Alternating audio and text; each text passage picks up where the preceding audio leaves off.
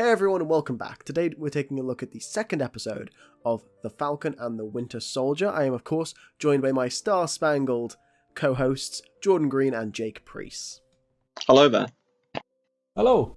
So another great episode following on from last week's premiere. There were some big events going on here and just a lot more setup for characters and great episode I think, right? Oh, agreed. Yeah, I enjoyed as much as episode 1, definitely. Yeah, so we start off and we get to dive in and see a little bit more of the brand new Captain America. Once again, I think we said this last week, but do not expect this to be the permanent Cap moving forward. We very much wholeheartedly believe that the Falcon will become Captain America by the end of this season. So everyone out there hating on Wyatt Russell, the actor, please stop. It's mean. He's a great actor. He's doing a good job here. You're not meant to like this new captain, particularly. He is acting, it's his job. So we're going to see a lot of him, and there's a great little reprisal of the Star-Spangled Banner theme, which was featured in the first Captain America movie. An interesting little parallel there, I think, as well, because, that theme was played in that movie when the government was using Cap as basically a figurehead to push support for the war. And they're very much doing the same thing here with using this new Captain America as a way to build support for this post-blip system that they have in the current American government, which is something that we're dealing a lot with, what the shield really means and what that role of Captain America means and should represent and could represent, and I think we'll talk a little bit more about that later on. Quite near the beginning, we start off with a bit of sad news. Red Wing unfortunately died. Yeah, during a fight with the Flag Smashers. Big sad, man. Big sad for our little wing. So, jumping back to New Cap, I almost like him. To begin with, I think he's shy and timid enough to taking over the Captain America role, and he understands there's a legacy there, and I almost feel for him, but then at the same time, I don't like him. And he shows not aggression particularly, I guess, but almost a smugness when he's talking to Bucky and Falcon, I think. Kind of arrogance. Yeah, I think he's a good guy. In the comics he was a villain at one point called Super Patriot. But he seems like he is a good person here, and I do think he is trying to do what he can to continue that legacy of the Shield. But again, it's the point that he hasn't earned it. He doesn't kind of deserve it. He's been given it by the government as what the government thinks is kind of the ideal, thing to advertise America and represent America. Yeah, the ideal American man, strong, a soldier in the army and all that stuff. And it's they gave that shield originally to Steve, and Steve was a great man, but we see later on in the episode we get to meet a character called Isiah Bradley. And Jake, I know you know a lot more about that character, but he was a super soldier just like Steve, and yet he was not given that mantle of Captain America. He wasn't, displayed to the public because the government didn't think that a black man should represent the country, and apparently they still don't. We see another white man cast as Captain America. They didn't push Sam to take the role. They didn't try and get him to become Cap. And that's something I think we're going to see dived into a lot more as the series goes on. And we see quite a bit of that, I think, so far in this episode. Going back to Isiah Bradley and a bit more about his role, or at least in the comics, what happened to him. It's nice to see that he's been confirmed in the universe.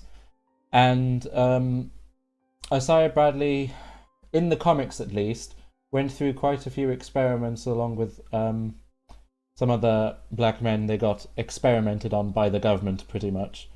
And he was the only survivor.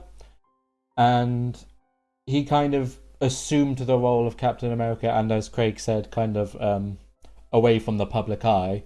And when his time was done as the kind of new Captain America, if you like, they jailed him. They locked him up for it. In the comics, the reason that they gave was that he stole Captain America's shield. Now, obviously, within the MCU, we know that Captain America's shield is with Steve Rogers, so I'm unsure of the reasoning why, but it's still definitely quite a heartbreaking thing to know if you've read the comics or anything like that. And it's kind of interesting because it's kind of mirroring a little bit, at least, what's happening with Sam Wilson, because like he basically saved the entire bloody universe, or at least half of it, and yet earlier in episode 1 he's denied a bank loan.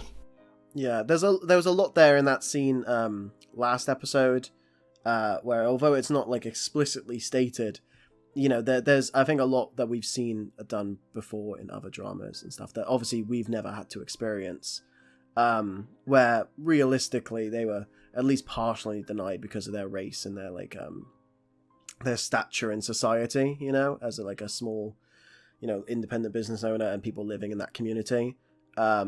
And we see that again here. There's a scene where Bucky and Sam are fighting and the police come and very clearly harass Sam because of the color of his skin, you know.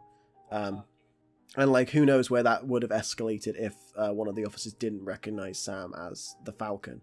And it's really nice actually to see serious subjects like that handled here in the MCU. It's something that I don't think the films have ever really touched on so far. Other than like a little bit in Black Panther and things like that. So it's really nice to see that being explored, and I'm sure we are going to see a lot more of that, especially if they're going to be diving into Isiah Bradley's story and the story of his son. Totally. I mean, I feel really bad for him in it already. You can tell when Bucky and Sam go to speak to him, but he's been through a lot. And of course, with Isiah Bradley, we get Eli Bradley as well, his son, who eventually becomes a young Avenger by the name of Patriot. I mean, it's pretty interesting because we've already been introduced to 2 potential young Avengers in one division in the form of Speed and Wiccan, Wanda's kids. So maybe the Disney Plus shows here are starting to set up the young Avengers.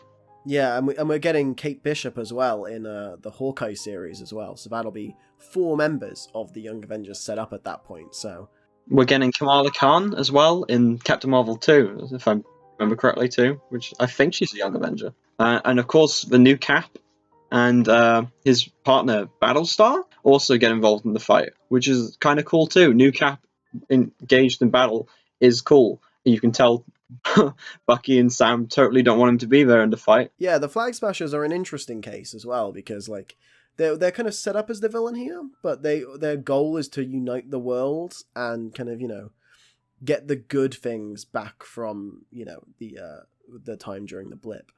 I guess it's the means of which they're doing it by. Just by the way they are, I feel like they're like a setup villain, like a little starter villain, and then the real villain comes in a bit later, you know? Yeah, and speaking of the real villain, we, of course, at the end of the episode, get our first glimpse of Baron Zemo. We do. Which I guess he's the main villain? I mean, honestly, his origin a bit kind of sounds more like a superhero origin to me. You know, like his family gets, unfortunately, killed in some sort of accident, or not accident, warfare, pretty much. And now he's getting revenge. Actually, now you point that out, it's actually, his story's very similar to Wanda's, if you think about it. Kind of, yeah. His family died, like, during warfare.